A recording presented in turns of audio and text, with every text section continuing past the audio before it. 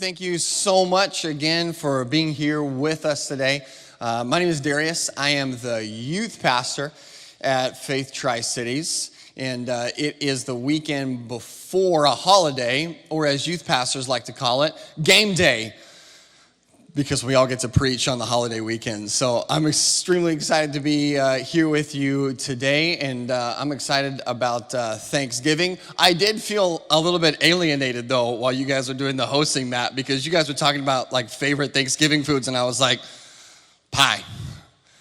I don't understand how there's, like, pecan pie available. You're like, gravy. I'm like, bring the sugar! So, but hey, yeah, gravy's good.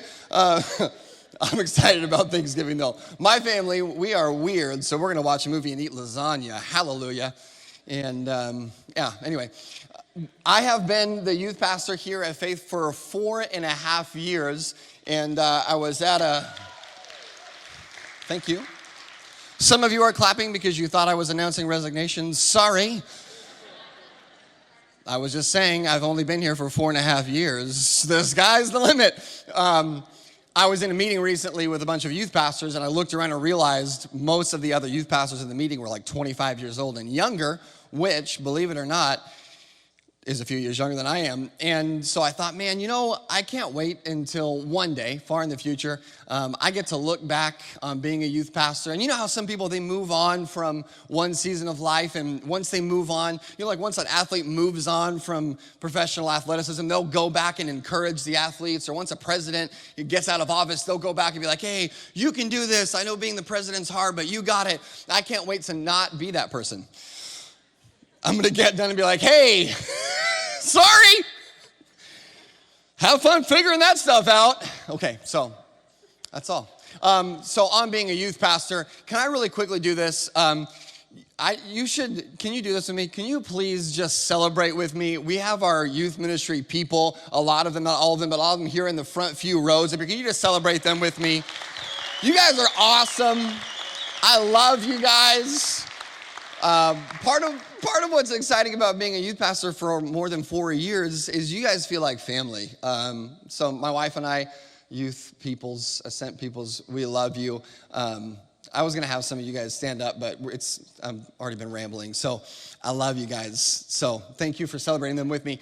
We are going to jump into a message in this series called Living Deeply. So if you have a Bible with you, you can get the Bible out. It's 1 John is the book we're going to. So 1 John is really close to the end. It's actually right near the very end of the Bible. So don't start like flipping page by page from Genesis. You will not get to 1 John before we're done with the message. Start at the back and flip backwards if you're looking for it. If you're on the Bible app, look in the ones or the J's. Or again, if you've got them in order of appearance, look towards the end. 1 John chapter 4 is where we're going to be. 1 John chapter 4 and 1 John chapter 4, verse 18. So once you get there, you can keep that open. We'll reference that several times this morning. And I'm going to read it, actually, right now, if you're ready. If you're not ready, I'm probably still going to read it. 1 John chapter 4, verse 18. It says, there is no fear in love, but perfect love drives out fear, because fear has to do with punishment. The one who fears is not made perfect in love. I'm going to read that one more time because it's cool. There's no fear in love, but perfect love drives out fear, because fear has to do with punishment.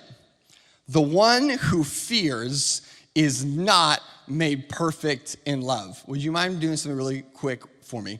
Turn to your neighbor, the person sitting next to you. Just look at them really quick. And if it's your spouse, you can Eskimo kiss them really quickly. Don't make it weird.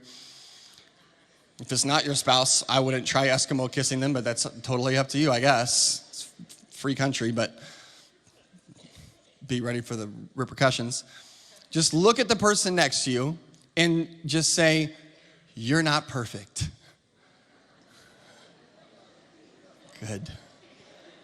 Good. Some of you spouses, you're like, I already said that this morning. Don't need to repeat it. We've been there today. 1 John 4:18 talks about fear. Everyone deals with fear. When I spent a few years, in The Lion King, if you've seen The Lion King, not the new one that's kind of just like a weird ripoff, but made by the same company of the good one, but the old one, the cartoon one. If you've seen The Lion King, in Simba, the baby, the boy cub, he asks his dad, what's our kingdom look like? And his dad says, you see everything the light touches, all of that belongs to us. And then Simba's like, but what about that stuff over there in the shadows? And Mufasa's like, that's Seattle. I lived over there for a few years. Yuck. We get to make fun of them because they're not here to defend themselves. And no, I loved it. We lived over there for a few years, and my wife and we actually really did love it. But when it was not wet, it was moist. And a lot of you love that. Hearing that word, it just makes you cringe. If it wasn't wet, it was moist. If it wasn't moist, it was really wet. And what that means is, when we lived in Seattle, we lived in an apartment, it means everything outside was wet most of the year. There's a lot of things. And one thing that's really, really attracted to moisture is insects. And my least favorite thing that's like an insect, arachnids, which means spiders. And we had this big like arborvitae shrub thing in front of our porch. And so that thing was essentially just like a smaller apartment complex, but all for families of large spiders. And there's one right outside of our porch. And what would happen is over the winter, things would accumulate on the porch. I wouldn't know where to put something. It will go on the porch. We bring a box over from a family member's house. We get a gift one time we got a gift from someone's garden of a box full of giant cucumbers. That box sat on our porch for way too long. And so over the winter, things would just kind of accumulate on the porch. And what happens is during the winter, the porch is outside, it's covered, but it's still in Seattle. So even if no moisture directly touches it, it still just gets sopping wet. It's just like this amazing miracle of moisture. And so in the spring, I would realize, okay, look, all the winter junk on the porch has got to be moved. All the boxes, all the stray cats, all the human beings, all the bikes, all the grills, every gift that someone's given us I didn't know what to do with, it's on the porch right now. It's all got to be cleaned off and it's got to be moved. And really, we don't know what's under there because we just ignored the porch because it was messy. And it would come the day of reckoning, and we would go clean off the porch. So my wife is in the kitchen, she's doing some spring cleaning, and I'm outside. I'm trying to like situate things on the porch that's right outside under the awning. And I start moving things. And I'm moving things, and there's centipedes, and there's beetles, and there's bugs, and thank the Lord there's no like roaches, but there's just all kinds of, some of them are like little roly-polies, and they're cute. But then there's one thing that would commonly get on the porch, and it was the thing that generally, if I see a spider on anything, I just think throw that thing away or burn it right now. And the spiders were at the very bottom. Like if there's a spider in my car, we would just get it towed to the dealership and trade it in. I don't like them. And so I'm moving boxes and there's bugs everywhere. And then there's a moment where I move a box and I see a spider and it's about this big. And if you're listening to this while you drive or something right now on the podcast on a different day, you can't see my hand, there's a big spider, okay? Just imagine it's huge. And I have like a gut reaction, and my gut reaction to seeing a spider was just this.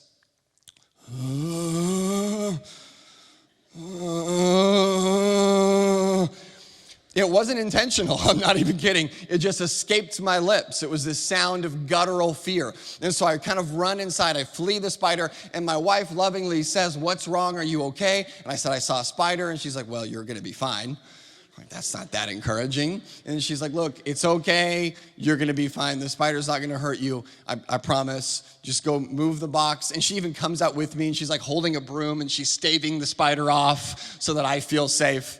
And in the moment that happens is a moment where I realize two things. One, I can go outside and I can face this giant spider because my wife loves me and because I want to prove should love me. I can kill a spider. No, I know that my wife loves me. So I know that she loves me. So I'm going to go outside. I'm going to face this because I love her in return.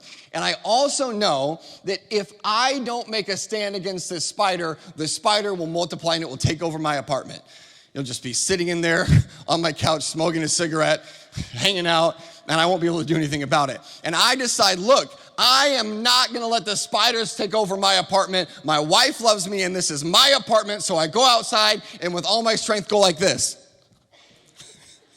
And I kill that spider eventually. And then there's 4 more, and I kill them as well. Now I'm much better at dealing with spiders, but fear is something that all of us deal with. Whether it's fear of spiders, or whether it's fear of heights, or whether it's fear of failure, or whether it's fear of anything, all of us deal with fear. And actually, the word phobia that we have, like arachnophobia or clownophobia, whatever the phobia is, that word phobia is actually from a Greek word that's used here in 1 John, and that word means actually to flee, signifying like when you're afraid of something, you run away. And so this term here in 1 John 4:18, it's that same guttural response that I had when I saw the spider. I just wanted to run away. God is saying here in 1 John 4:18, there's no reason to flee in love, but perfect love drives out the instinctive reaction to flee. We see this instinct to flee for the first time with Adam and Eve.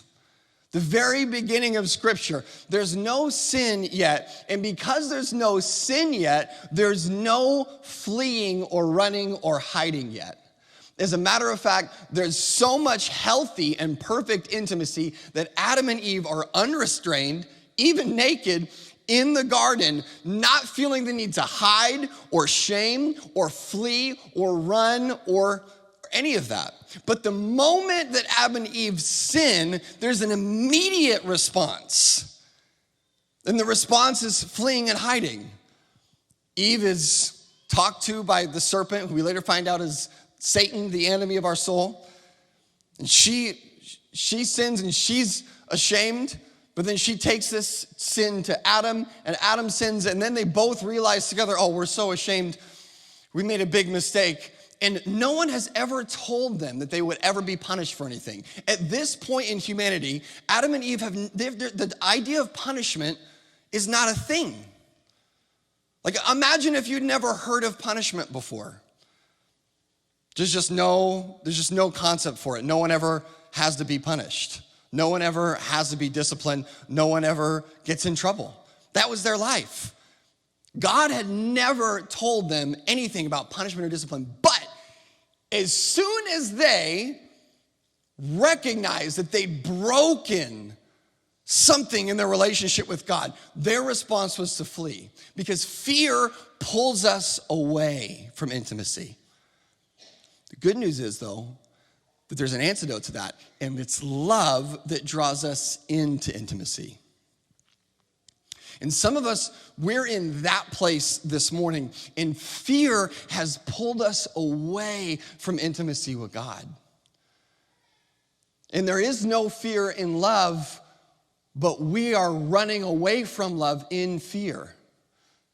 And maybe it's just as simple as some of us in this place this morning, we recognize that there is a distance, a barrier between me and God, because there are things that I want to hide or things that I don't want to address. I talked to someone yesterday. I saw a friend at the mall yesterday, and she was telling me, her and her husband and their new baby were there, and she was telling me, she was saying, I want to deal with some of the things that I've been ignoring because I love my baby and I don't want my child to grow up with a bitter mom.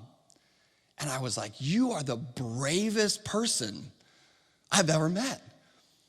Because many of us, and now she's saying she's saying this after years of dealing with it and wanting to ignore it and ignoring it and trying to push it aside, which is completely understandable. But some of us are in that tension between knowing that it would be best to address what we're trying to ignore and actually beginning the process of bringing it to the front of our life so that God can begin to bring healing, because we're afraid.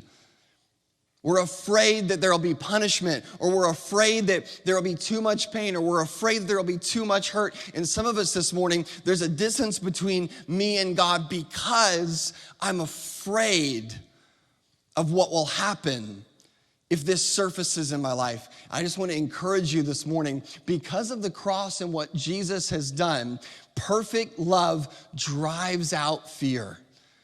And God designed you and me for intimacy. It's kind of like the point of our existence is intimacy with God and intimacy with people. Trust and love with God that then spills out into healthy trust and love with people. And when we are able to say, you know what? I don't have to hide anymore. I want to pull into love because God died to love me and died because he loves me and he's drawing me into love. He even took the punishment on himself. So this morning, you and I, we have no punishment to be afraid of when we bring things that we'd like to hide to the surface. When we bring sin that we're ashamed of to light, we have no punishment to fear, only God's love and his grace. There might be healing discipline, but you would be surprised sometimes, as I am time and time again, that when I bring something that I'm ashamed of to someone that I've hurt or that I love, how God can intervene in that moment. And he can create a forgiving heart in someone when we're afraid that they're going to just condemn us and leave us. We've even seen in this church marriages broken, separated, and brought back together because God does the work of forgiving and healing and loving instead of fear in people's hearts. So this morning, if there's a separation between us and God, here's what God's saying. He's saying there's no need to flee. Instead, run to Jesus. And when we run to Jesus, here's what's really cool. When we run to Jesus, we can also stand against the enemy that's in front of us. This is really cool. It says there's no fear in love, but perfect love drives out fear. And some of us are thinking like, yeah, but I'm afraid. So does that mean that if I just recognize God's love more, I'll stop being afraid? Well, no, because remember, this is not just being afraid. It's both and. It's feeling afraid, but it's also the action of being afraid, which phobia is to flee.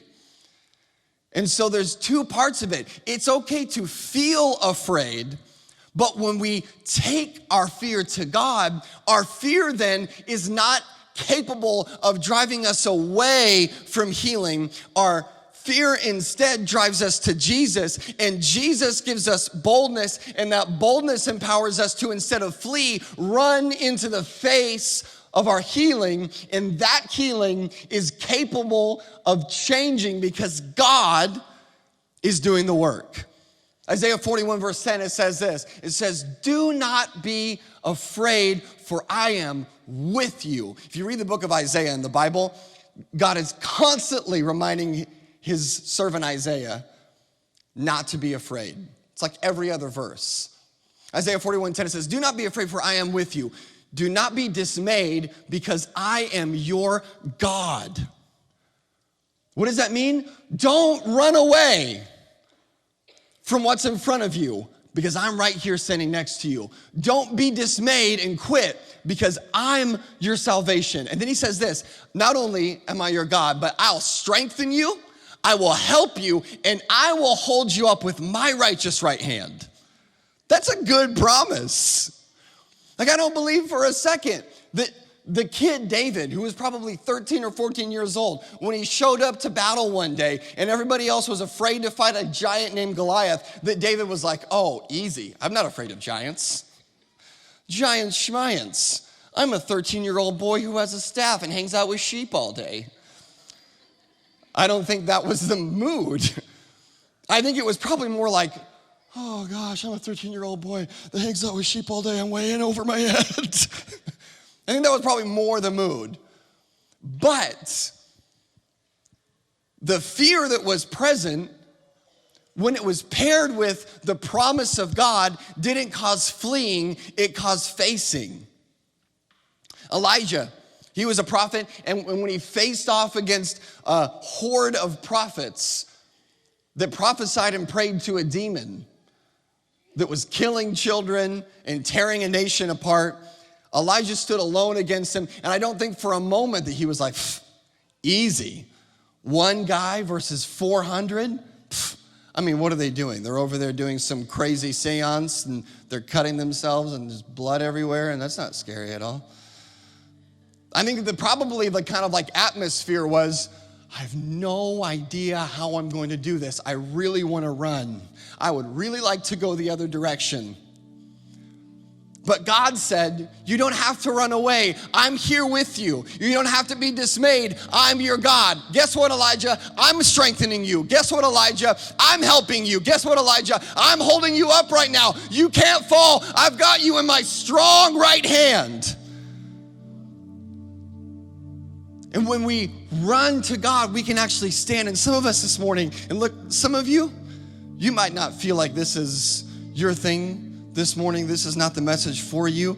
I think that everyone at some point in time, this is the message that we need. But this morning, I know for sure that there's a group of you in here. There's a group of us in here who are saying, the thing that's in front of me, I want to run from it. Or the thing that's behind me, I want to keep running from it. Or the thing that I just want to keep pushing to the back of my head, I don't have the strength to face it.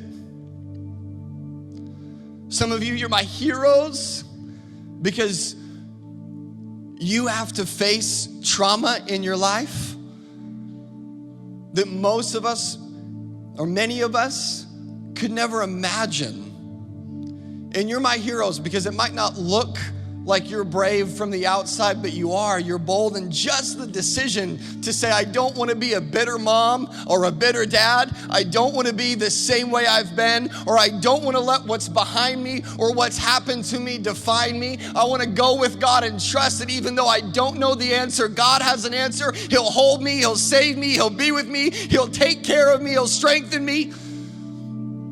Some of you this morning, it's a hard decision, but it's a decision God's calling you to make, because He's promising that there's no fear. Not meaning there's no scared feelings, but there's no reason to run with God. His love is driving out, not the feeling of fear, but His love is driving out the reality that you have to flee.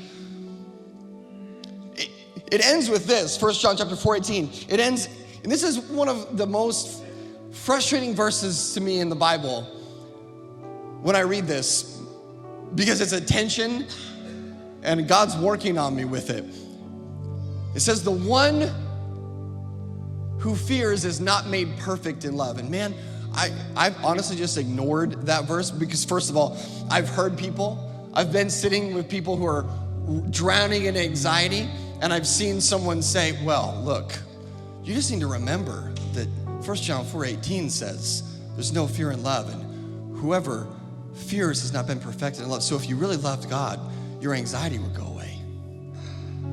And for that reason, I've just kind of wanted to stay away from this truth of God, because I'm like, you know what? If that's how this is supposed to be used, God, you just give me something else. And there was a tension this week as I pressed into this. And here's part of the goodness of the tension, is that this idea of made perfect, it's actually this concept that's kind of, it's only talked about a few times throughout the New Testament, but it's always talked about in the same way. And it's a term that means completed and perfected, accomplished, all done. I don't know about you, but I'm uncomfortable with unfinished things. I'm uncomfortable with unfinished things because I don't have a dishwasher at my house, which means the dishes are never done. And admittedly, I'll let them pile up for a couple days. And then at that point, once there's 10 dishes in the sink, especially if they're pots and pans, I'm like, oh man, there's no such thing as a sink. There's no such thing as a sink. There's no such thing as a sink. I just pretend like it doesn't exist because it's not finished.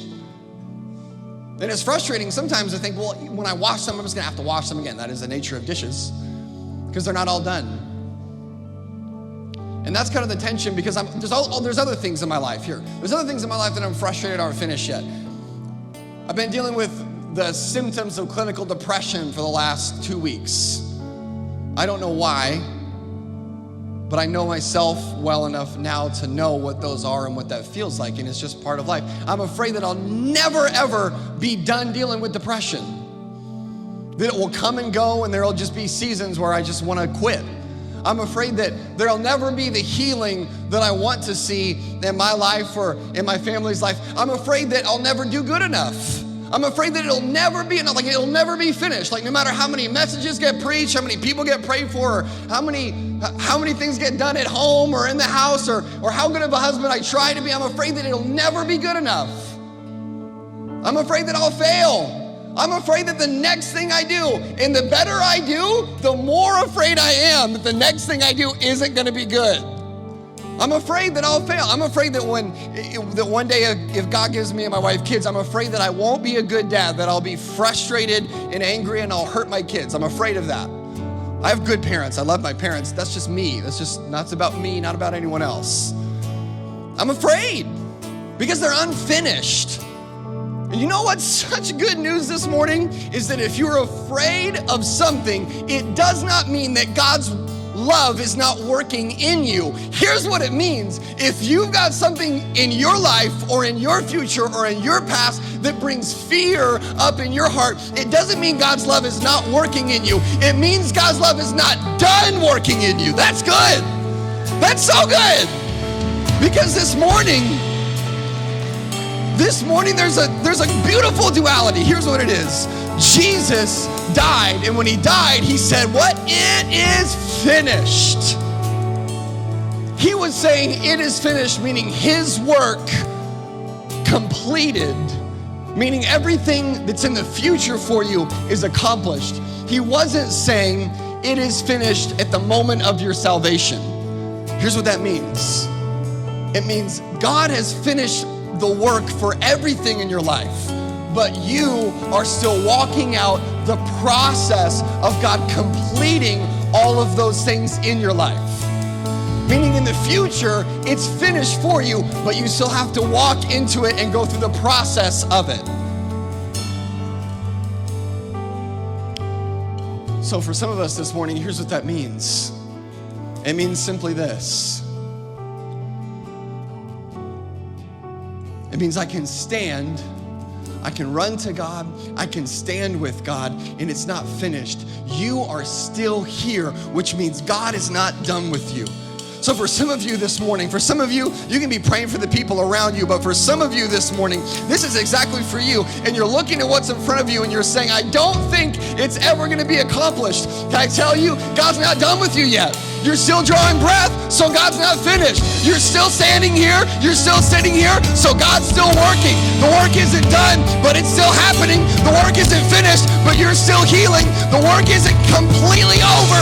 That means you are not done. It means God isn't finished. It means it's not over. So this morning, if that's you, I just want to pray with you right now as we worship you. You don't have to raise your hand or do anything, but I just feel like there's some people in here this morning, and there's a moment in your past that you are running from. And this morning, God is telling you he's not done with you yet. And it might be scary, but if you would run, you would just turn, and you would trust him that he wants to bring healing through the chaos and the pain in Jesus' name. There are some of you this morning, and you're battling with depression. There's some of you this morning here, you're battling with anxiety. There's some of you this morning here, you're self-medicating those things. I know the drill. I've done it. I have moments where I do it. And this morning, there's some of us in here, and you've got an addiction or a stronghold or a crutch in your life, and it's something that you know is unhealthy, whatever it is. We try to categorize them. But whatever it is, whether it's a relationship or it's something on your phone or it's something on your TV or it's a substance that you're using or taking, it's all kind of the same thing. If it's hurting you and you're using it to try to cope with whatever else is going on, God wants to take that from you today, and in place of that, he wants to hold you. Can I just tell you, it feels so much better to have a person wrap their arm around you and walk with you than it does to have the crutches making your armpits hurt. It's a terrible feeling. And God today, he's saying, look, if you want to keep walking with that, I'll wait for you. But if you want to give that up this morning and let me hold you, I'll carry you and I'll embrace you and we can heal together. And some of you this morning, I just want to pray with you. You don't have to raise your hand or anything, but if everybody can just close your eyes. God, this morning, for anybody in here who is wrestling, God, with a coping addiction right now, listen, if that's you right now, in Jesus' name, God is beginning a new healing work in you. I don't care if it's a cold turkey thing for you or if it's just a beginning of a new journey for you. I don't care. What I care about is that right now you would hear this and maybe be able to acknowledge that God wants better healing for you than the healing you found on your own. This morning, if you're hurting because of something in your life that you're just trying to repress, I want to tell you this morning, God will face your giant with you. You're not alone. And right now, today is the time in the morning, in the moment for healing to begin. If you've been running from God, hear this morning. God's chasing you down. But if you would look over your shoulder, you would see a face that would surprise you, because the face of the God that chases us down is not an angry face waiting for retribution. It's the face of a God that wears a crown of thorns and says, hey, I'm running after you because I want to grab a hold of you and tell you I love you. It's a different chasing. So stop running this morning. If you would, turn around and just right now embrace the love of God. If you've got this last thing, if you've got something in front of you this morning and you're afraid that it's over, can I just tell you this? If you're afraid, it means God's not done working in you. You've not yet been made perfect in love. You'll be made perfect in love at the very last moment of your existence. Or actually, you'll be made perfect at the very beginning of your existence, because the moment you get to heaven and you face God, that's the moment when love is made perfect, and then begins the new life for eternity, the life that's free of fear. But not yet. If you're still alive and you're still breathing, God's not done perfecting you and accomplishing and completing the work in your life. So right now,